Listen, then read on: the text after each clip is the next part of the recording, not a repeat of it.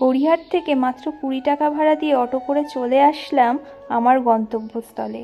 তো গন্তব্যস্থলটা কোথায় দেখো, কথায় আছে মা যখন টানবে ঠিক তোমাকে আসতেই হবে। আজকে আমরা চলে এসেছি কালীঘাটে।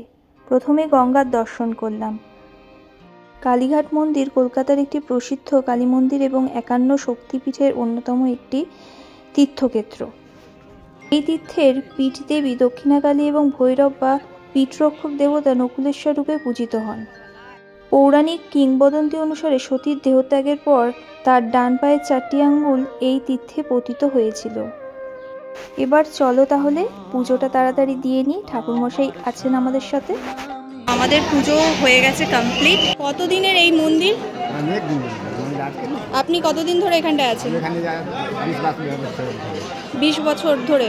20-22 বছর ধরে। আচ্ছা, কটা থেকে মন্দিরের পুজো স্টার্ট হয়? মন্দিরে 6টার দিকে স্টার্ট হয়, একটার সময় বন্ধ হয়। আবার বিকেলে? বিকালে 4টে খুলে 7টার সময় বন্ধ হয়। ভোগের কি ব্যবস্থা আছে এখানে? ভোগের খিচুড়ি, পোলাও, পায়েস। কখন দেওয়া হয়? 3টে পরে 4টে আগে। 3টের পরে 4টের আগে। সেটার কি অ্যামাউন্ট আছে? কত টাকা করে দিতে হয়? যেরকম ভোগ নেবেন সেরকম টাকা লাগবে। তাও মিনিমাম 500, 1100, 2100 যেরকম ভোগ নেবেন সেরকম লাগবে। বর্তমান মন্দিরটি প্রায় 90 ফুট উঁচু এবং 6 ভাগে বিভক্ত। ষষ্ঠীতলা, জোড়বাংলা, নাক মন্দির, কারকারতলা, কৃষ্ণ মন্দির এবং কুণ্ডপুকুর।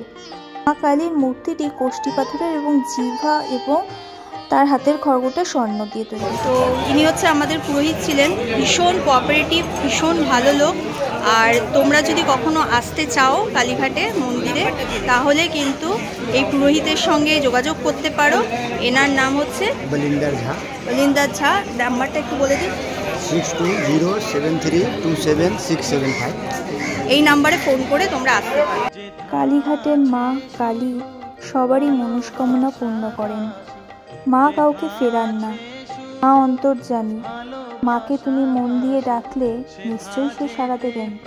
আজকের ভিডিওটা কালীঘাটের মা কালীকে নিয়ে বানালাম। কেমন লাগলো জানাতে ভুলো না। বাই।